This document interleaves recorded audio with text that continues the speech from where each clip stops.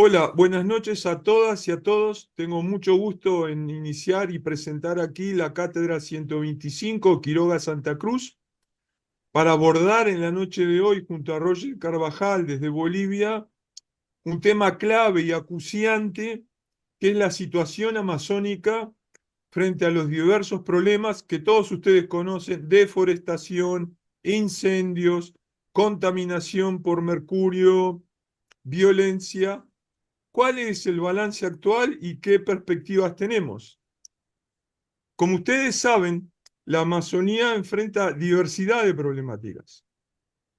Entre ellas hay una larga lista que aluden a la deforestación, a los problemas que tienen que ver con la contaminación, entre ellos los más acuciantes en la actualidad, la contaminación por mercurio debido a la minería aluvial, diversos efectos negativos sobre la biodiversidad y así sucesivamente. No voy a ahondar en eso porque ustedes lo conocen sobradamente. A lo que quiero referirme es a que estamos avanzando hacia una situación de colapso en la Amazonía. Diversos estudios, diversas proyecciones dicen que estamos ante el riesgo inminente de la desaparición del ecosistema amazónico tal como lo conocemos. Eso no será de la noche a la mañana, no será un evento catastrófico que puedan ustedes imaginar como una película de fantasía, pero sí será un evento que ocurrirá en un corto periodo de tiempo en escala ecológica y tan rápido como para que lo vea una generación de humanos. La selva original será reemplazada por otro ambiente debido a una sucesión de encadenamiento de transformaciones. Ese colapso previsto llevaría a un paisaje de este tipo de bosque a ser transformado en uno que va a simular a un bosque más seco, con árboles aislados, y la desaparición de lo que conocemos como la continuidad de la selva para quedar atrapada en islas rodeadas por este tipo de ambientes, también va a tener un enorme impacto sobre las comunidades amazónicas. En primer lugar, sobre pueblos indígenas, pero también, por ejemplo, sobre comunidades ribereñas. Entonces, el mensaje que quiero transmitir es que no es una exageración sostener que estamos ante un riesgo cierto de desaparición de la Amazonía. Eso ya ha ocurrido con grandes ecosistemas latinoamericanos, como la mata atlántica en Brasil y como la eminente transformación de la mitad del cerrado también en Brasil, o la desaparición de las pampas en Uruguay y en Argentina. Por lo tanto, esto no es una fantasía, es un riesgo real ante el cual se debe actuar. Si analizo la situación de la Amazonía en grandes rasgos, siendo esquemático, el primer hecho que llama la atención es la fractura. Está fracturada entre varios países que se reparten ese bioma. Ustedes tienen parte de la Amazonía con Brasil, pero también en Bolivia, Perú, Ecuador, Colombia, Venezuela y las tres Guayanas. Cada país hace su propia política de gestión de recursos naturales, territoriales, de concesionamiento minero, petrolero y de relacionamiento con los flujos comerciales. A su vez, cada país produce sus propias reglas de cómo administrar toda esta zona. Entonces, una primera condición que vemos es esta fractura, que tiene una larga historia que viene de la colonia. No es algo novedoso. De hecho, los problemas que hay en la gestión amazónica son en buena medida parte de esta fractura entre diferentes estados-nación que no han sabido coordinar entre ellos. Dando un paso más, la Amazonía está fragmentada y perforada. A mi modo de ver, muchos de los problemas amazónicos que se estudian, se analizan, se denuncian, desde la deforestación en un sitio, hasta los incendios en una zona, desde la irrupción de mineros de oro hasta las concesiones mineras, todas ellas corresponden a una dinámica que de fondo es una fragmentación que perfora la Amazonía. Ese es el proceso básico que está ahí operando, sobre el cual quiero llamar la atención. Y ustedes también conocen esas manifestaciones. Tienen aquí un ejemplo: los grandes bloques de concesiones petroleras, una carretera, una ruta, un camino que zigzaguea y a través del cual se irradia como si fuera una gran peineta la penetración que deforesta la selva, o más allá, ciertas concesiones mineras. Entonces se va produciendo una perforación en la continuidad de los ambientes amazónicos. Y ese territorio es fragmentado. Y cada uno de estos fragmentos está asociado a un vínculo de comercio, un vínculo de exportación hacia afuera de la Amazonía y hacia afuera de cada uno de los países en la cual esta Amazonía está fracturada. Del mismo modo, esos conjuntos de enclaves que van perforando la continuidad amazónica están conectados por redes de transporte o redes de comunicación o gasoductos o hidrovías que contribuyen a esto. Para fundamentar lo que les acabo de comentar, les presento aquí para solo ver la totalidad de las concesiones mineras en la Amazonía. Y ustedes ven cómo están penetrando como si fuera una polilla que va comiendo el tejido amazónico en toda la región, muy diseminadas en distintas zonas de Brasil, avanzando vertiginosamente en Bolivia, pero también presentes, bajando de la ladera de los Andes, en Ecuador, Perú y en algunas zonas de Colombia. Esta es la Amazonía perforada y fragmentada. Y otro tanto podría expresar un mapa, por ejemplo, para las concesiones petroleras. Entonces, la dinámica de fondo que hay de muchos de los problemas responden a ese tipo de articulación. Esas son las cuestiones que discuto en un libro que se presenta en Bolivia en estos días, La Amazonía, donde se analizan las transiciones y alternativas antes del colapso.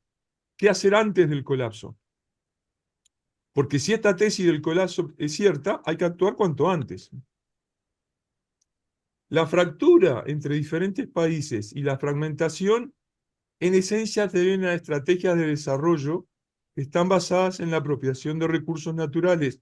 En esencia se deben a la apropiación de recursos naturales, que a su vez está orientada a la exportación. Entonces, esta idea, de nuevo, es esquemática, pero sea la fractura como la fragmentación amazónica responden a los desarrollos convencionales, que pueden tener distintas variedades, unos más conservadores, otros más progresistas, unos que redistribuyen más, otros que redistribuyen menos. Pero la consecuencia para el bioma amazónico y para las comunidades que allí viven son estas que vemos ahora, nos llevan al colapso. Dando un paso más, debemos estar alerta, comprender, para poder plantear alternativas, que hay importantes grupos ciudadanos, actores políticos, empresariales, que están de acuerdo con esa fragmentación, porque son firmes defensores de las ideas de desarrollo convencional. Tienen ustedes ejemplo ahí, una movilización en La Paz a favor de la minería de oro. Del mismo modo, hay movimientos en contra, como son aquellos, otra foto en este caso de La Paz, donde se protesta por lo opuesto. En este caso, una foto en La Paz donde se protesta por lo opuesto, donde es la protección de la selva y de diferentes áreas protegidas y territorios indígenas ante el avance de la minería de oro informal o ilegal. Actualmente se discuten muchas alternativas, buena parte de ellas bajo la idea de transiciones esbozadas y presentadas para la Amazonía, así como para otras regiones en América Latina y en el mundo. Entre ellas, en el libro, pongo especial atención a las llamadas transiciones. ¿Por qué? Porque ustedes saben que hay una discusión, por ejemplo, promovida por el gobierno de Gustavo Petro en Colombia, de transiciones postpetroleras en su momento. Y a su vez varias organizaciones ciudadanas, así como gobierno, están enfocados en las transiciones energéticas. Frente a ello quiero llamar la atención y vuelvo a subrayar, quiero llamar la atención de que buena parte de esas transiciones son transiciones cortas. ¿Por qué? Porque van de un tipo de desarrollo a otra variedad de desarrollo y no me solucionan aquellos problemas de fondo que explican la fragmentación y la perforación amazónica. Cambiar de estilo de desarrollo, de variedad, no soluciona la apropiación depredadora de recursos naturales, no resuelve la contaminación de la minería o de los pozos petroleros. Tan solo puede incidir, por ejemplo, en la redistribución de excedentes. Esos son los que llamamos transiciones cortas. ¿Por qué cortas? Porque permanecen dentro de la gran familia del desarrollo convencional de estirpe occidental.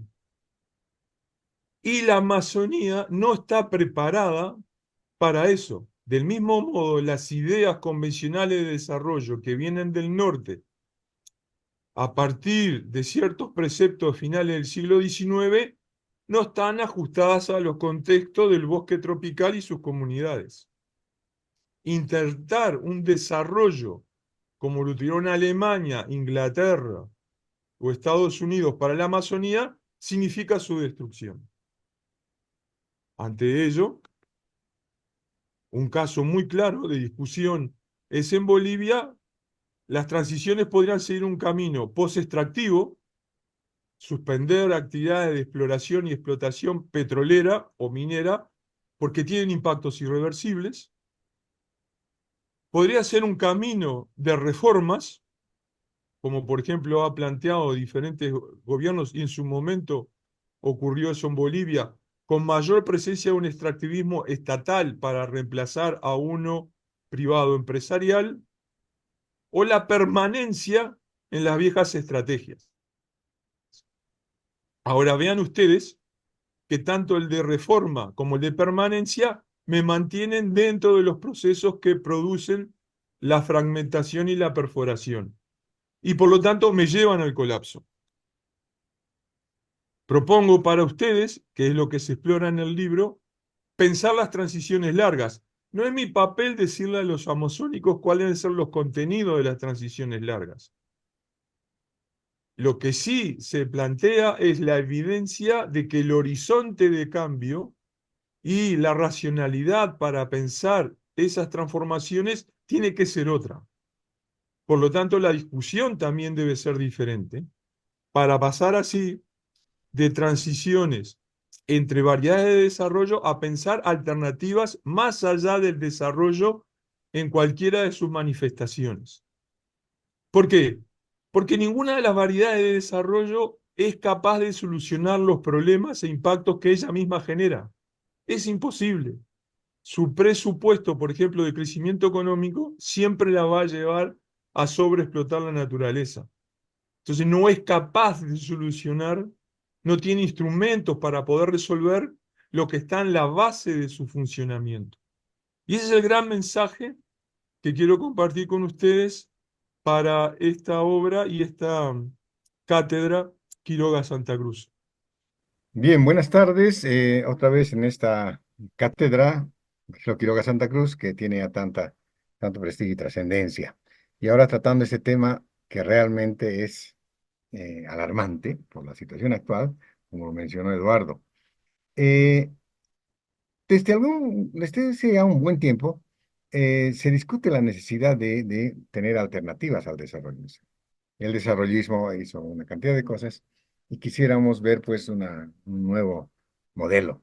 Se han ensayado cosas interesantes, como por ejemplo la visión indígena de la vida en la Amazonía y cosas de esa naturaleza, pero de alguna manera ha quedado siempre en el papel o en la idea o en el discurso, lo hemos estado viendo en muchos ámbitos, y la realidad se ha puesto frente a nosotros cuando veíamos que la gente de la Amazonía y los gobiernos de los países amazónicos están prácticamente enfrascados en generar recursos financieros a través de la explotación de la Amazonía y si van a llegar a la subdestrucción lo van a hacer porque su visión precisamente es la del desarrollo y de tener recursos financieros a partir de esta gran mercancía, ¿no? Entonces, nosotros habíamos planteado, mire, esta es una imagen con la que quiero arrancar, la degradación de la Amazonía, fíjense cómo está de gravísima, y en el Brasil más que todo, en su límite con la Cuenca del Plata, que está hacia el sur. Y esta gráfica interesante, este cuadro, que lo hace esta doctora Johanna Van Passel de Bélgica, donde hace una serie de estudios y muestra la capacidad de resiliencia del bosque ante la sequedad. Entonces muestra que la posibilidad están disminuyendo drásticamente. ¿Cuánto puede, eh, cuánto se ha desacelerado en su capacidad de combatir la sequedad, el bosque amazónico? Y nos muestra lastimosamente que la parte sur es la más afectada, y ahí está Bolivia, justamente, en esa parte que la estamos viendo ahora. Y inclusive no se cuenta la Amazonía que está en Santa Cruz, que también es cuenca amazónica. Llama la atención por esto en un artículo muy reciente, que luego lo compartimos. Em, y esta imagen, pues, que nos muestra los tipos de intervención que han habido. Y ahí vemos cómo el Brasil y Bolivia son los que más intervenciones han realizado. Y si comparamos respecto al territorio, pues Bolivia ha intervenido más que el Brasil, ¿no? O sea, esa comparación. Y aquí vemos cómo el bosque ha ido perdiéndose con los años, cada vez más y cada vez más. Bueno, pérdida de bosque primario. Y casi en todos los casos con producto de los incendios, ¿no?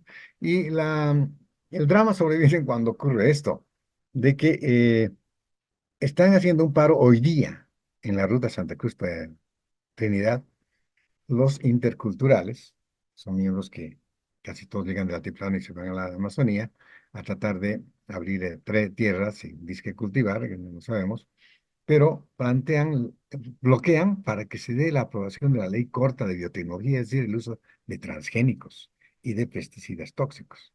O sea, los supuestamente afectados son los que solicitan que se dé este tipo de cambio, que es esencialmente desarrollista, ¿no? La biotecnología, que significa ampliar la frontera agrícola grandemente con productos transgénicos.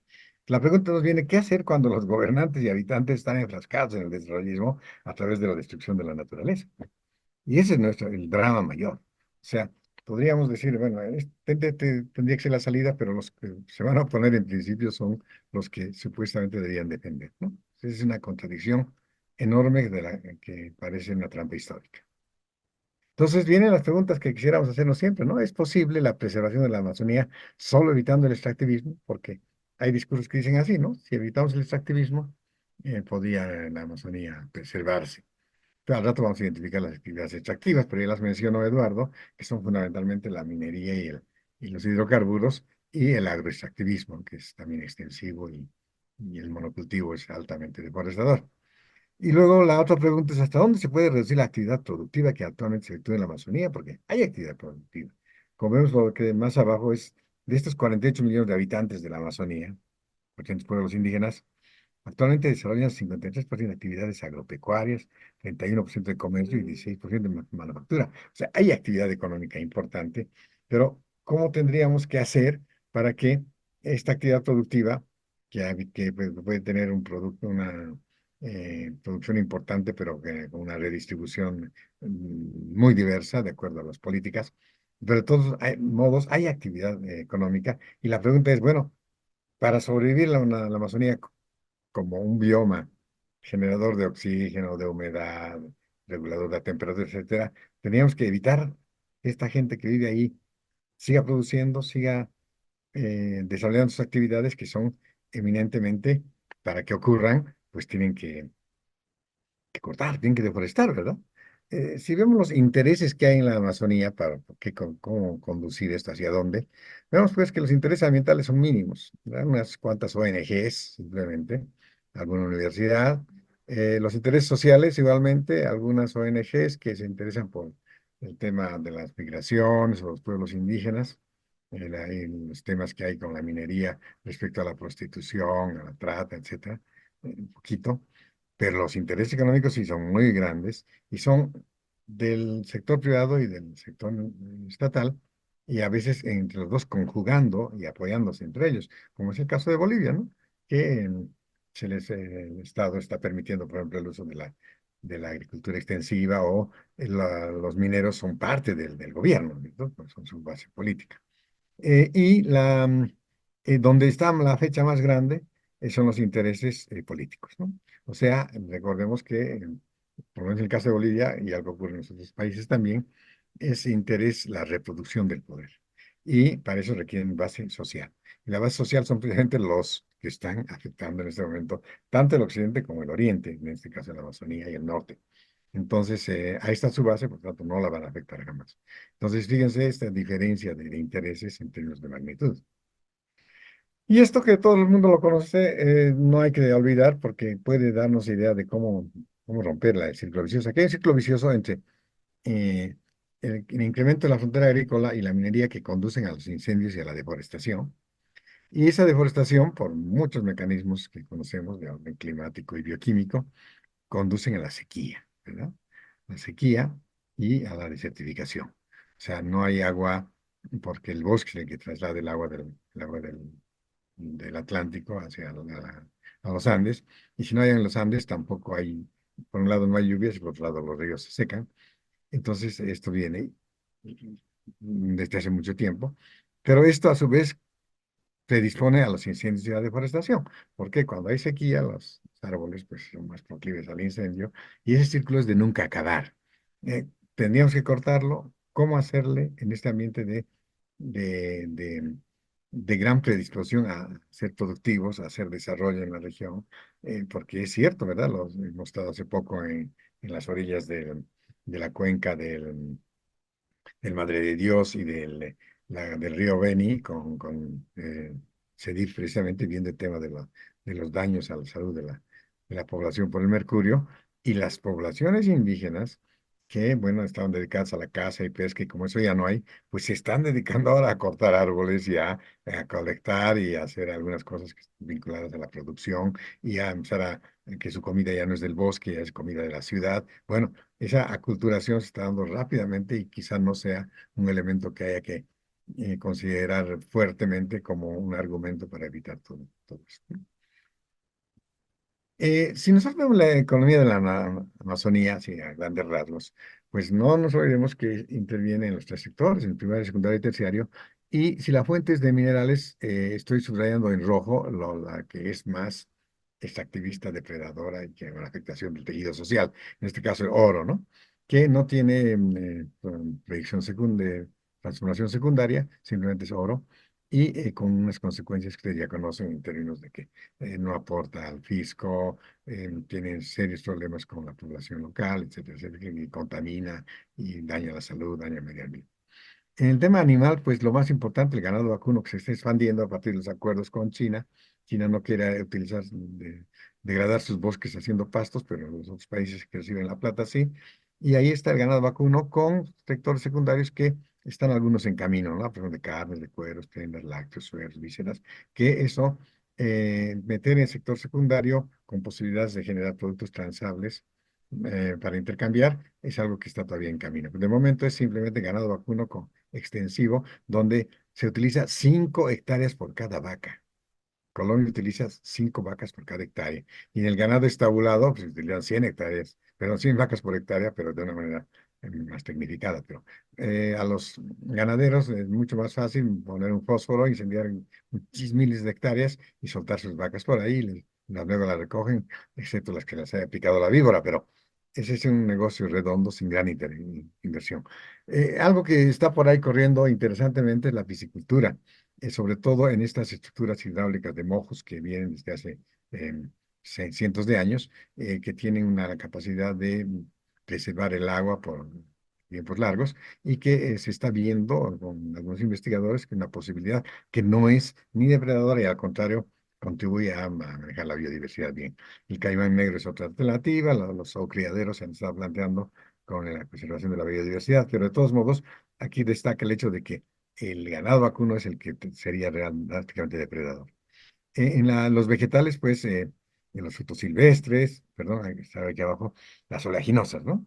Y la soya y la palma africana son lo que nos está dando realmente muchísimo para discutir, porque va a ser una gran depredación, ya sea la soya que está ocurriendo en este momento para fabricación de aceite y de biocombustibles quieren hacerlo, y también de alimentos balanceados. Y la palma africana que se está introduciendo ya como parte de un intento de hacer biocombustibles.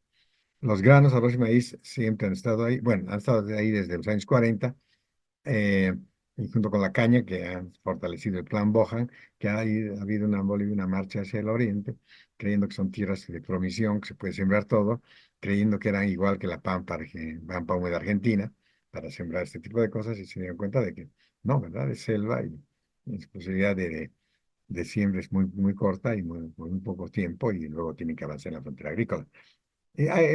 Hay más que para producir en la Amazonía sin que sea un extractivismo: los tubérculos, la yuca, el jengibre, el cúrcuma, los frutos cultivados, el cacao, que esto tiene un mercado increíble, pero que además aparentemente es de su diversidad está mayor en la cuenca del Beni, el coco, el café, palta, que estaría dando interesante producción, y no hay datos que realmente apunten hacia un avance de tipo extractivista, y además tiene perspectivas de utilización secundaria. Pero todo esto dentro del desarrollo de la bioeconomía, que a su vez es parte del desarrollismo. Em, los frutos silvestres, bueno, los frutos, antes los frutos cultivados, pero ahora los frutos silvestres, como azúcar, etcétera, también están dando posibilidades a las comunidades indígenas para hacer venta de esto. Las hojas, ¿no? La hoja de té ha dado interesantes productos en el Chapare, la coca muchísimo, y bueno, el secundario, pues el que más valor agregado tiene en Bolivia, que es la cocaína, pero todo esto está, bueno, ya, como ya lo saben, dentro del marco de la ilegalidad. El tema de las maderas preciosas. Existen en Bolivia 14 millones de hectáreas de barbechales que están yendo en vías de degradación.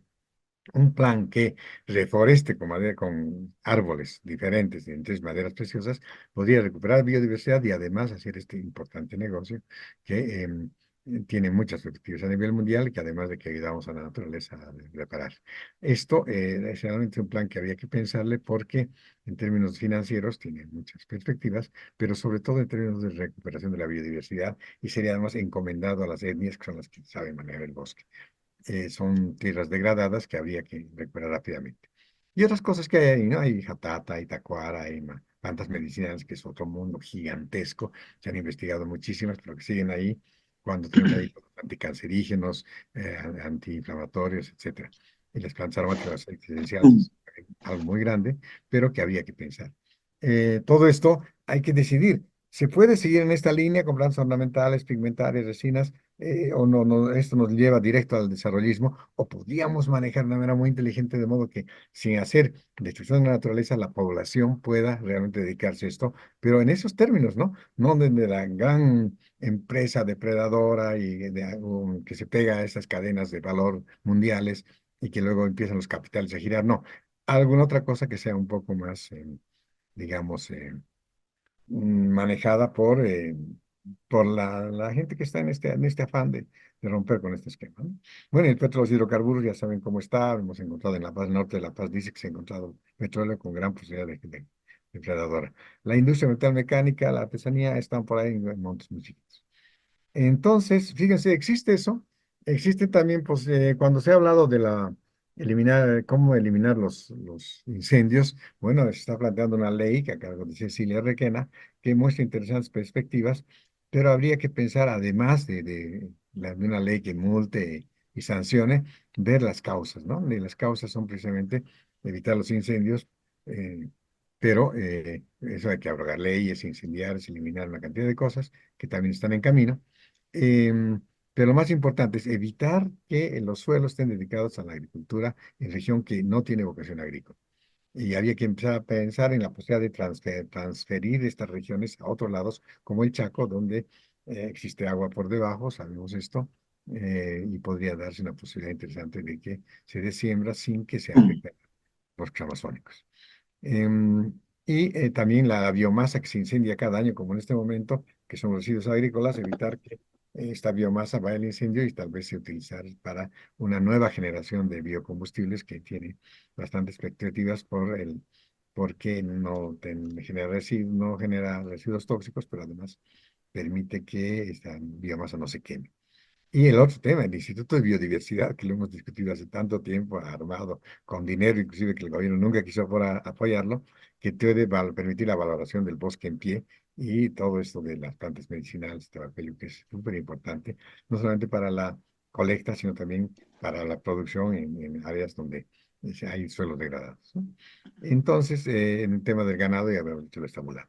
Por lo tanto, nada más mostrarles esta imagen que podríamos ver que eh, bueno, pues la pérdida de cobertura vegetal se ha dado extensamente. El Brasil tiene más del 50% de su cobertura vegetal degradada. Bolivia tiene como un 25-30%. El Paraguay el 60% también de abajo, pero no es Amazonía.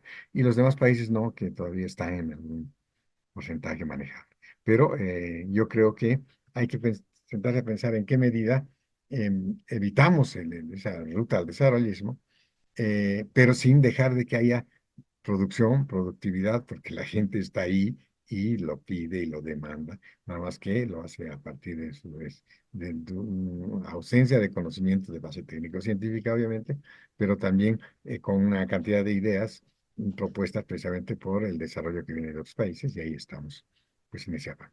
De momento quería comentarles esa inquietud, nada más.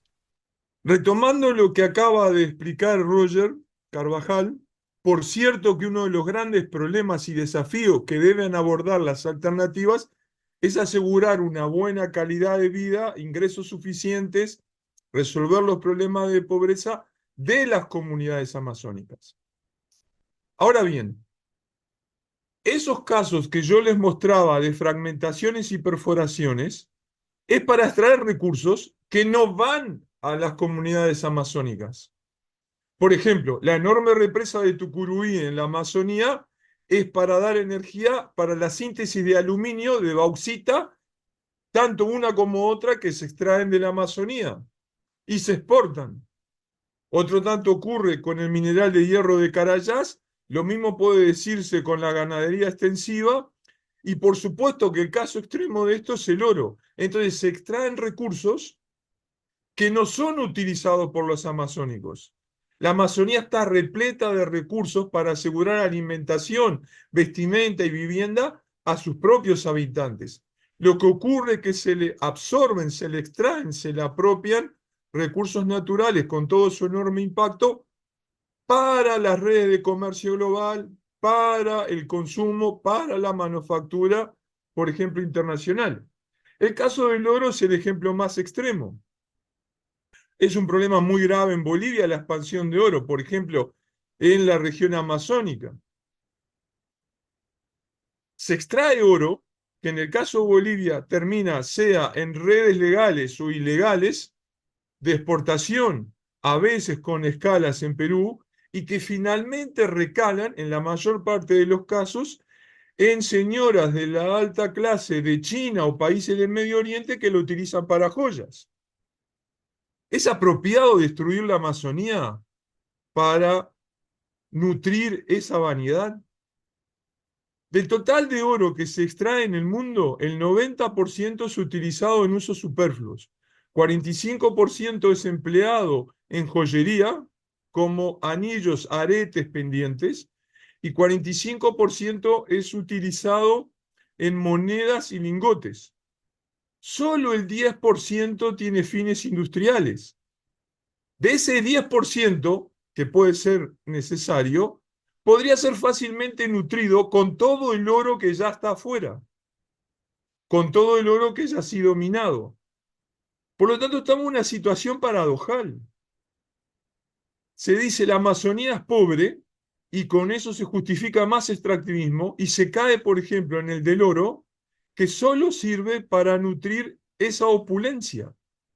En cambio, una medida alternativa simple, porque no trae ningún beneficio para la Amazonía, es una moratoria en la explotación del oro, así como ha sido propuesta y prevista la moratoria en las explotaciones petroleras, como ocurrió, por ejemplo, en Ecuador, en el caso del área del Yasuní.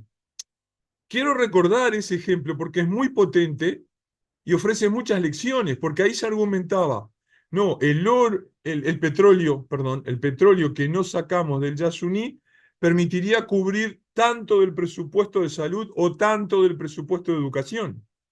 Por lo tanto, eso fue una consulta ciudadana donde la amplia mayoría de los ecuatorianos votaron por dejar el petróleo bajo tierra, aceptando de que no era justificable el daño ambiental, la contaminación de suelos y agua y los riesgos sobre pueblos indígenas a partir de un supuesto beneficio en rentas de exportación.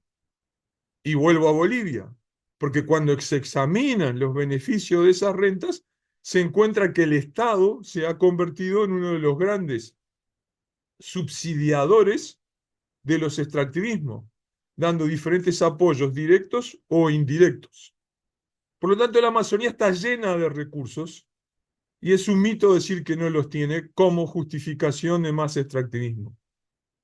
Eh, yo estimo que la idea de que la Amazonía tiene una cantidad de recursos para la sobrevivencia es cierta. Han habido habitantes desde hace miles y miles de años que han logrado hacerlo, y además han desarrollado procedimientos ingenieriles para aprovechar la inundación, la sequía, todo. O sea, es gente que ha convivido con el ecosistema y nos dan muchas enseñanzas en el tema del manejo de la salud, del ecosistema, etcétera.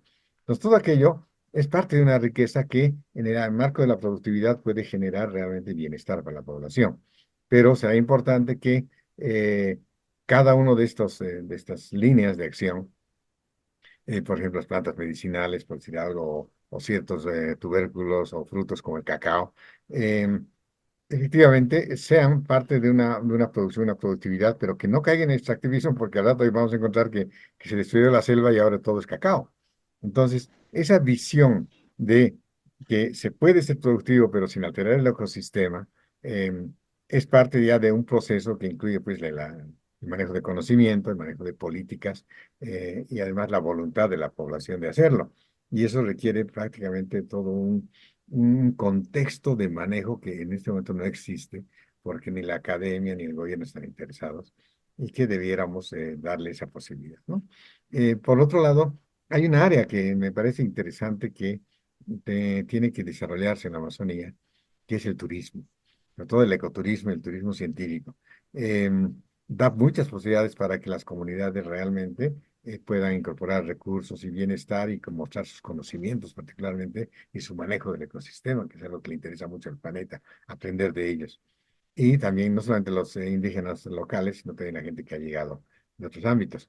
Eso daría lugar a una cantidad de movimiento financiero que la gente está buscando, pero que tiene que ser en este marco de no extractivismo, en lugar de lo que menciona Eduardo, ¿no? La minería tan depredadora, tan dañina, pero que además el recurso que genera ni siquiera aporta ni al país, ni a las comunidades, ni a las ciudades ribereñas, a nadie. Simplemente es parte de un negocio vinculado al valor que se le otorga a los metales en otros ámbitos, pues, completamente diferentes. Igual va a ocurrir con los hidrocarburos. Entonces yo intento también acoplarme a la idea de Eduardo, en el sentido de que las posibilidades de sobrevivencia en la Amazonía están vinculadas al manejo de ciertas líneas de producción que sean manejadas de una manera tal que eviten caer en el extractivismo, en la afectación de la naturaleza, en la afectación del tejido social, y que realmente se entre en ese marco de armonía de vida con la naturaleza que la gente allá está dispuesta, pues la gente que ya está allá, en cambio, la gente que está llegando llega con otras ideas y tiene que pensar en esas posibilidades de la incorporación de conocimiento en el comportamiento de la población, en su vínculo con la naturaleza, que es algo que se ha perdido desde hace un tiempo ya por este desarrollismo, por esta necesidad y ganas de generar riqueza fácil, y que, bueno, es a expensas de quemar el bosque, ¿no? Nada más. El reto, me parece a mí, para la Amazonía y los amazónicos es comenzar a pensar alternativas. ¿Quiere decir que no lo hacían antes? Por supuesto que lo hacían. La reflexión que yo comparto y mi sentimiento de angustia es que ante el colapso inminente no tiene sentido seguir repitiendo las alternativas que se han venido sucediendo en los últimos años. Decir, bueno, tal rubro nos va a salvar por las exportaciones o tal otro emprendimiento va a generar dinero que llega a la comunidad. Nada de esas viejas soluciones va a resolverlo, porque de hecho la memoria de la experiencia amazónica es que en uno u otro momento todas han terminado de fracasar porque están atadas a las ideas convencionales de desarrollo. Entonces, ante el colapso inminente, no se puede repetir lo viejo, porque lo viejo no resuelve estos problemas. Ya no hay tiempo para seguir intentando las mismas recetas. Y es por esa razón que, en buena medida, esta charla en la cátedra, que he acompañado con ustedes, es un llamado a pensar alternativas más allá del desarrollo convencional. ¿Quiere decir esto rechazar todas las ideas de desarrollo? ¿Postular una naturaleza intocada? Para nada.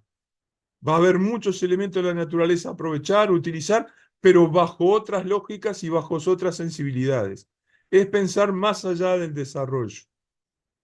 Bueno, hay otros puntos que no hay que dejar de verlos, que es esto que ahora está convocando a la elaboración de una ley contra incendios, que más está vinculada al tema de las sanciones y aumentar el costo de hectárea incendiada, ¿verdad? En lugar de que sean $2, hacer que sean $20. Pero eso casi es una invitación a que sigan incendiando. Yo creo que hay que avanzar en la ruta de las causalidades. ¿Qué es lo que está llevando a hacer esto? Y eso es la demanda que existe en el mercado internacional por una serie de productos, carne eh, y otras cosas que por la demanda presente la gente eh, el tema de la soya, de los aceites, etcétera, hace que la gente pues se lance aquello con mucha fuerza y destruya el ecosistema. En cambio, si nosotros de alguna manera delineamos, privilegiamos ciertas rutas que no solamente son financieramente más beneficiosas, sino evitan la tala y la destrucción y la deforestación, no tenemos que estar haciendo ese tipo de leyes. Por ejemplo, si uno habla de el tema que está en este momento corriendo fuerte en la Amazonía, que es de los aceites esenciales, pero no de los clásicos, no del romero, del eucalipto, sino hay una cantidad de flora impresionantemente interesante, con aromas exóticos buenísimos, mejor que los que estaban viendo hace un tiempo en los frutos amazónicos. Son cosas que el mundo está esperando, que vienen del conocimiento ancestral amazónico y que podría bien sacárseles partido a la hora de hacer por vía artesanal o preindustrial, este tipo de esencias que, bueno, gran parte del planeta sabe en este momento que ha explosionado lo que es la aromoterapia. Están esperando ese tipo de aceites esenciales y ahí está en la Amazonía quemándose. Entonces, todo eso teníamos que verlo en un plan integral que ataque los fundamentos de este tipo de proceso productivo en la Amazonía para evitar que se dé la deforestación. Independientemente de que tengan que hacerse medidas también de multas y sanciones que vienen por otro lado. Nada más. Eso sería todo. Gracias.